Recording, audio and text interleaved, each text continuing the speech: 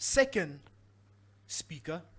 speaker, Mama Wendy Silebi, Director of Seed to Forest and Education Services. This is who she is.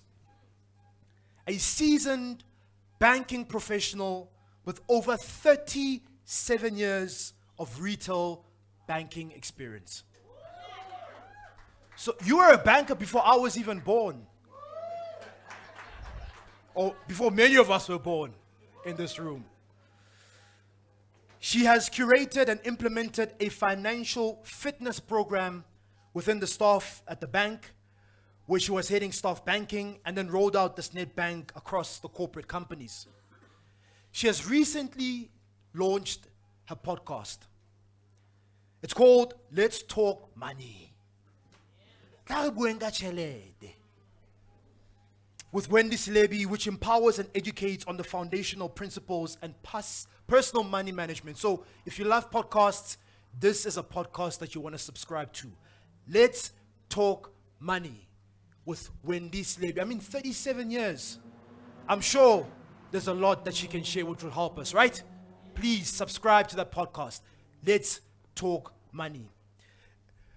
A coach, facilitator, motivational speaker, a contributor on Power FM and other platforms. She's with us in the building to come and share. Ladies and gentlemen, please let's put our hands together for the one and only Wendy Silebi. Come on, come on, come on, come on, come on, come on.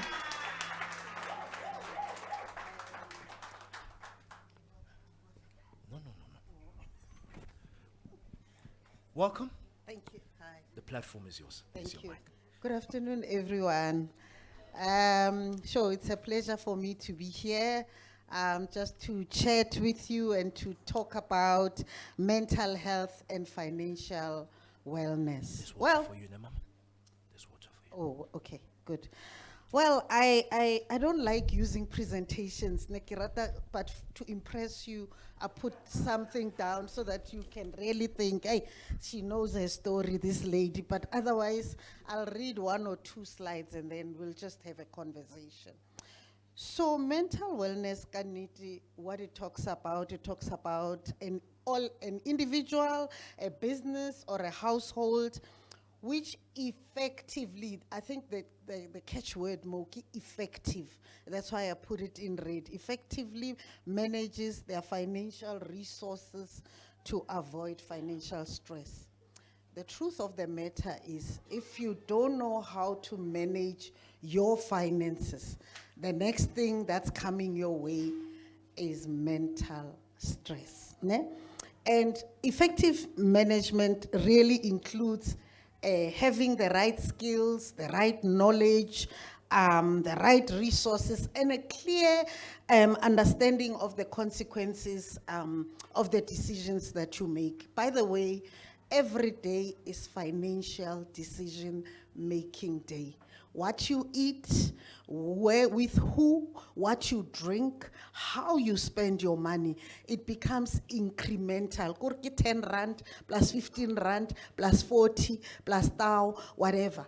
And at the end, if you were to sit down and calculate how much money you've either used positively or you've wasted, you'd be shocked, ne?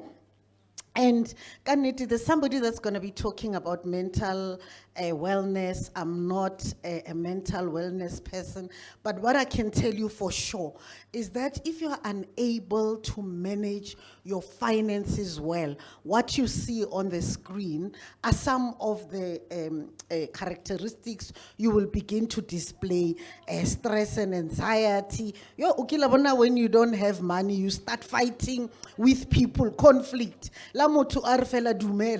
You no longer answer because you are so stressed, ne? Because you don't have money. So I think you can read those health problems. In the workplace, there are people who don't come to work because they have financial problems. So financial problems actually, whether it's your business or personal, they will impact every aspect of your life. That's why it's so important that you've got to know how to manage your finances. And because you're entrepreneurs, this is more important for you. So there's a man that I love quoting, Mark Twain. He says, the two most important days in your life are the day you were born and the day you found out why.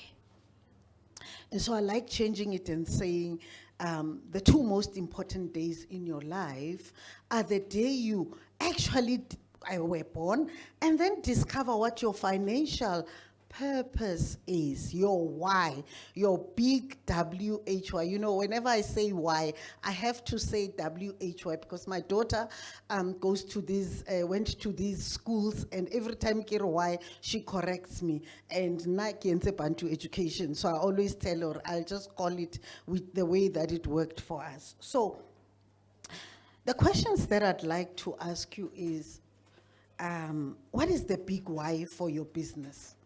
Why did you start your business? I think it's important that you answer that question for yourself. And I loved the fact that the people who were pitching here articulated why they started their businesses. It's very important. Probably you started your business because you needed to have money to eat, or whatever the reasons were. Just sit down and think about it, or why did you start it? What is your vision for your business? Some of them even told us about their expansion. I really liked their pitches. They spoke about their expansion strategy, or they want to grow, they want to see themselves in other provinces. Well, now, who is sitting here who didn't get an opportunity to pitch? What is your vision? You know, vision is a picture of a preferred future.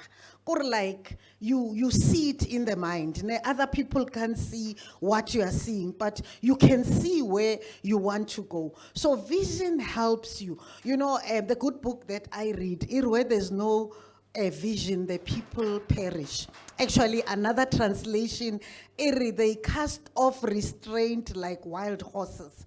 So if you don't know where you are going with your business, you will cast off restraint because utatola 10 rand, utatlanswaki 10,000, and then the next thing you go crazy, it's you all over the place, overspending the money because you don't have a bigger picture of where you want to go. So it's important that you have a vision for your business. And when you have a vision for your business, then it gives you a purpose, you know, and then you are purpose driven. You know, no, this is where I want to go. This is how I'm going to go there. And then you set goals. And I've got there, are your goals audacious enough? These are crazy goals. If another person were to look of them at the they actually they outsource. If you have goals that don't shock you, then you must go back and relook at those goals, because your goals must challenge you to do better. They must stretch you. So for your business, have audacious goals, have big goals, you know, about your business. Let's say I must point that way. Hey, I want to move. Nazo. Oh, hey, okay, I think I've already spoken about this, about you having audacious goals. The one important thing that I believe many of us make as a mistake is that we don't know who we are when it comes to money. Who are you when you come into a little money? Nedbank has got what they call money archetypes. There's 8 of them.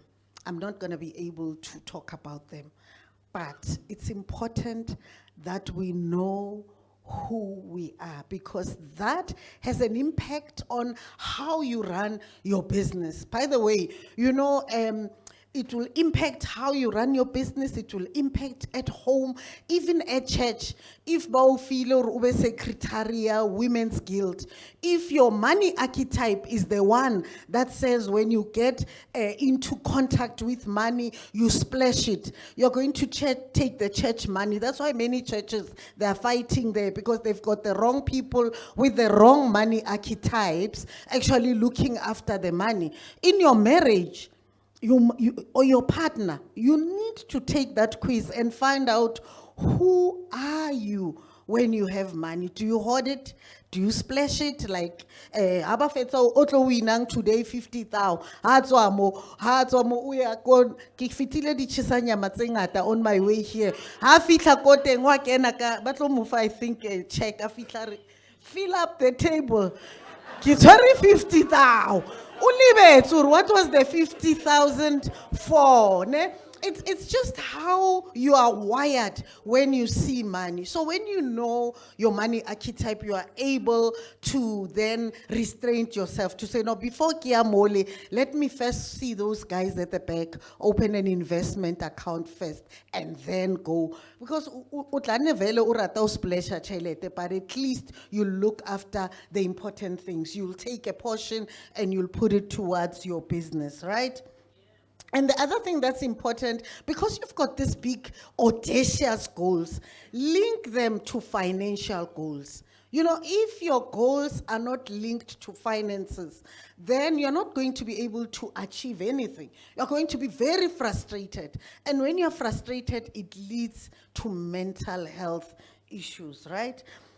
The most important thing, separate your personal account from your business account. Run 2 separate accounts. Everything that you make from your business must go into your business account. If you want to pay yourself something, you transfer there and pay yourself. Don't mix the two. And then also keep some accurate records of what you're doing. A lot of small businesses or entrepreneurs, when they come to the bank looking for finances, when they are asked for their financials or whatever, they've got nothing. They're not recording. So they are waking up every morning, keeping records of how much did I spend, how much did I buy, how much. They have no idea, but they are asking for the banks to help them. No, it's because you are not also playing your part. So keep accurate records, right? Okay, here are some tips to avoid personal stress. And I think there's a slide I didn't talk about before I get here. I don't want to leave that one out. One of the principles that we use in personal money management, when you manage your money, or like your salary or whatever, we always use the principle, pay yourself first. So we're saying, you know what, you went to the office, you probably don't even like the people you work with. Maybe you had so many challenges with your boss, and all of those things. So when your salary comes in, pay yourself first to thank yourself for, hey, I went to work, I put up with a lot. But in business, the principle is different. It's the principle of self. Yeah,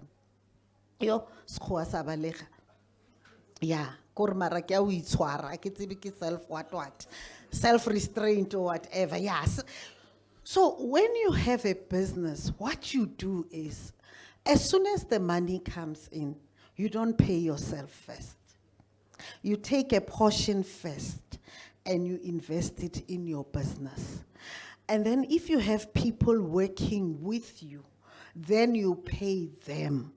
If there's anything left over, will become yours. So the principles change. Very, very important, because in order for you and your business to get where you are, you've got people that are bringing their skills. You've got people that are helping you. So it's important that when the money comes in, take a portion for your business, pay them first, and then when you'll be the last one to be paid.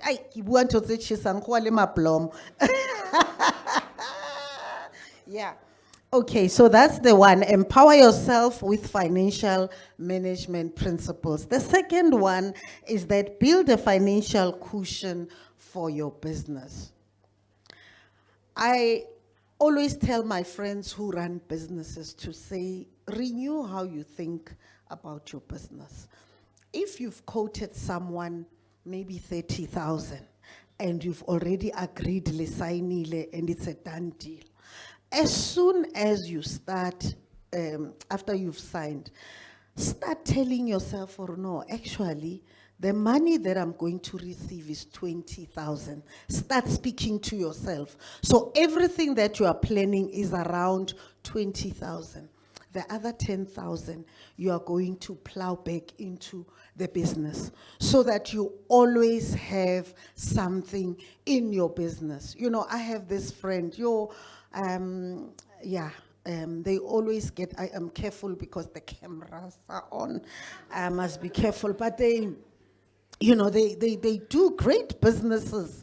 And even before COVID, they used to have amazing contracts that paid money even I didn't dream of having, well, until I retired. You know, your pension fund makes you think that you've got lots of money, but before then you've got nothing.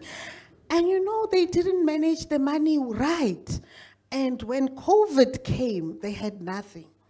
And even now, I keep on saying, guys, when you get money, put a portion away. With yourself, and I'm talking to you as well, to say, if you've quoted people a certain amount, please make sure that you work at 20,000 and you take the 10,000 and build what I've got there as an emergency fund. You know, I've said you can save minimum of 10% or 20% of whatever the amount is. It will depend on your situation and on your context. And also minimize your expenses. You know, there are these young ladies that are helping me with my hair that have done these pom-poms. You know, they started their business. I sit with them all the time. I make them write. I said to them, you know what, now I'm old-fashioned. I'm not going to go on apps and whatever. Let's write. Giving them books. When I go and do my hair, I think they don't look forward to my visit, because then I say, let's see the books. Because I'm helping them build their business. I say to them, write everything. Whether you buy jig or you use the money for taxi, let everything be written. At the end of the month, check were your expenses more than what you made, because you can easily spend that money and think you've got a lot of money. So if you want a coach, you'll have a good one. And stick to your business plan. I'm hoping that all of you have got a business plan, because a business plan is truly a plan that details what you are going to do, how you are going to do it, with who you are going to do it, when you're going to do it, you know, and what resources do you need to do with it. So stick to it. But if you see that things are not working out, always go back and review it, you know, because sometimes you achieve your goals, your short-term goals probably, then you revisit your plan, and then you expand it so that it is in alignment. Like I heard how the people who are giving their pitches and the things that they are going to do, I'm hoping you'll go back. I don't know, I'm looking at you, but yeah, I remember. Yeah, I hope you go back and relook at your business plans. Are they talking to the plans that you currently have? Adjust them, you know. Hey, the most important thing that people hate hearing about is this thing called a budget. I'm here to deliver the good news that if you don't know how to do a budget, it doesn't matter what position you hold and where, your finances will always be in a mess. Because a budget, everywhere you go, budget, and people don't like it. But a budget is the only tool that will help you succeed personally and even in your business. You know, I've retired. It's a year now that I'm in retirement. You must see every month, ball pen, budget, because you know what? I no longer earn the millions I used to earn on Bank. It's tough now. There's no money coming in, but there's money going out. So I've learned the principle of budgeting.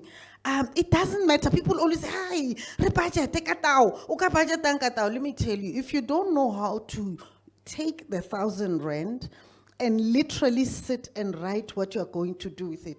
When you have 10,000, when you have 1,000,000 and 10 million, you'll still not be able to manage it. So it's very important. So manage your business using a strict budget. And that's why I like taking a pen and a paper and writing, because as I write, as you are writing income, 4,000, you are writing expenses, Diafita 5,000, hey, 7,000, my income 4,000. So then the paper starts communicating to you, right, Wendy? What are you doing? Are you sure? Then you start going back and then you adjust and adjust. You need to do that for your business, right? And then also, as small businesses, manage your debt wisely. You know, sometimes we get these invitations for credit. Credit, if you don't know how to use it, it will get you into deep trouble. The reason many people are having mental health issues, actually, is because they didn't know how to use credit. Because credit has got this thing, I call it credit gluttony. Kila bona gluttony ne ke batho ba uja loaf ali one. Ulibetsu ushera the home le batho ba bang. Like, you know, if you eat bread and you have no control, or one slice or two slices, or peanut butter, jam, le butter. Waja di thick. Auloma plus utasite wana thick auloma. Yo, I say tlofelo, I want 2 more. Another 2. You're not even aware you are finishing a loaf within an hour. That's gluttony. Credit is like that. You think they love me Connect Bank, barakitlonka 40,000. Bandrata libale barakitlonka 80,000. I'm popular. Because you have no idea that in the end, you are going to have to pay that money back. So you have to manage your debts wisely. I feel like I forgot something. Let me see. Yeah, because I know, man. Let me see. Yeah, no, I didn't. Okay. Business people. Remember, Rona, we were employed. Every month, they used to take money for UIF, money towards our pension and provident fund. You are running your own business. There's nobody to take UIF on your behalf.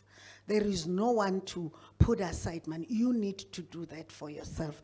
Remember that you are not going to be doing business until you are in your 90s. There comes a time when you must rest. You know, Lynn, I'm well aware there's going to be a time, but it's not yet the time. There's going to come a time where I won't be able to do the things that I do. So prepare for that time. In your budget, in your income, get something, prepare for your retirement, because you are going to need it. I don't want you to be the ones buying kwale go officing eleamdende. They always ask me, do you go to the window? Kire nka disrupta bonkgon aki fitla mole nka fitla ka bale order ka nka emang one line baka skhoni ke nna. So I don't want to go there. I want you also to prepare yourself. Speak to a financial advisor.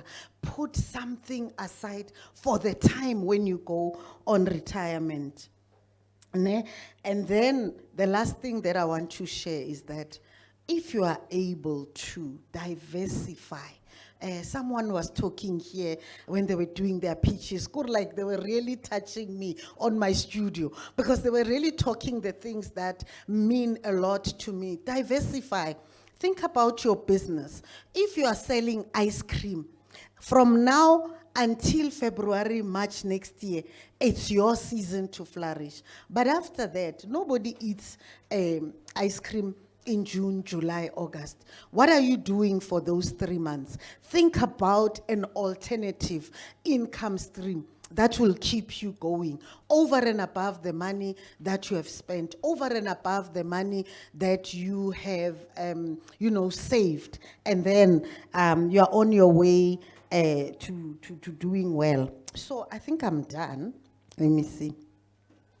Yeah, because they gave me nako enyani. So I think I'm done. What I want to say to you is that I want to encourage you that entrepreneurship is not easy, but with perseverance, resilience, you can do it. I've done it before. I started a small business, and I made so many mistakes with my small business. You know, when I started it because I was upset because they had given me bonus inyan, and I was expecting a lot. I was like, okay, what can I do to multiply? So don't go and hang yourself farting and do funny things if you don't have enough money. So I thought, what can I do with this money? Because it doesn't suit my lifestyle and the things. So I took it, I went and I got on a plane and I went to Brazil. I bought shoes and I started selling shoes. So it was nice. When I came back, I made 3 times what they'd given me. I was like, yeah. This is working out. So I started selling shoes. But my purpose at the time when I started the business was just to double the money that they'd given, and I tripled it, and then I started selling shoes. And then I thought, it's nice to travel. And I don't want my husband to think I'm just traveling wildly. Then I come up and say, no, there's a shoe fair, go Italy. I want to go and buy shoes. So then I started traveling that way. But eventually I started thinking about it. I thought, no, man, it can't just be about selling shoes and about traveling. What is the big thing that I want to achieve about this business? So what I want to say to you is that maybe when you started because you just wanted to put food on the table. You can evolve your business. You can really start thinking around, how do I grow my business such that it empowers many people, and even the day I pass away, I leave a legacy. Other people can continue. I remember, there's a point I didn't talk about. When you're running a business, you are the person who is the visionary. Again, it does not necessarily mean you know financial management, you know legal issues, you know compliance. Surround yourself with people like those. Let them help you. Rona rataba, ha o batle batho ba tsebe ditaba tsa gago, no ke business ya ka. O tla ikutlwa e tlo shwa business, because you're not surrounding yourself with the right people. Get people who are supportive of what you are doing. There are so many graduates out there that you know that have graduated in finance, in compliance, in legal, and whatever. Because I so sebetse ba for ke kopa litlo ba my advisors. Le bona ba ikutlwa advisors. Hey. The business is still not yet having great money. The day I have money, I will give you something. Then once a quarter, kopana libona board of advisors. Hey, batla ba ulela ka legal issues, compliance. I'm serious. It works. Do that. Surround yourself with the right people, and if you do that, you will be powerful. Thank you.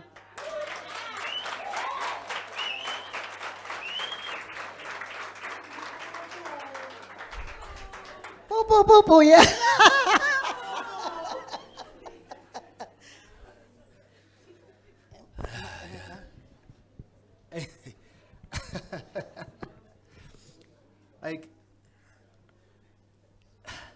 Like she's on the ground, man. Mama will understand that the challenges that we are facing as entrepreneurs in the township, your energy, and I love the fact that you're speaking from a point of experience, having been an entrepreneur yourself. Yeah. So we thank you so much for coming and sharing. Yeah, you've challenged me. I mean, you're speaking about the why, especially when you're like a one-man show. You know, you're the only person in the business. You are a PA. You are in marketing, finances, and just how finances affect your health They do. and your relationships as well. Yeah. I certainly learned a lot, and I know the audience learned a lot as well. One more time, our incredible speaker, advisor. I like that. Board of advisors. Yeah.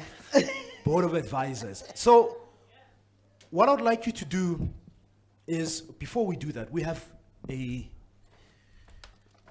gift on behalf of T. Thank T. you, thank you. To say thank you so much. This is from, you can just hold it up, ne? And just have a look at the camera. So while the picture's been taken, just for a minute, just share with the person on your left, on your right, what did you learn from this presentation? What are 2 takeaways from this presentation? Please share. What did you learn? Online audience, you saw the presentation. What did you learn? What did you take away? Is it the vision? Is it the why? Is it a budget with your money? Is it having a board of advisors? Just share with us what you learned. Please put it down in the comment section. What did you learn from this presentation?